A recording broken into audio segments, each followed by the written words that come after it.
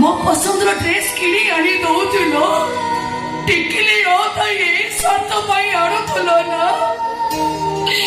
ଅନ୍ତୁଣି ହେଲେ ବି ଜ୍ୟୋତି ସବୁଠୁ ସୁନ୍ଦରୀ,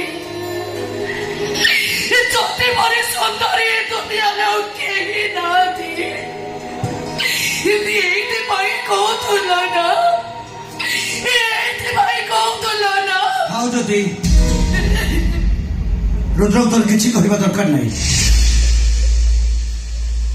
ଆରେ ଦୋଷ ନକରି ସେ ଦୋଷୀ ହେଇ ସାରିଲାଣି, ପାପ ନକରି ସେ ମହାପାପୀ ହେଇ ସାରିଲାଣି।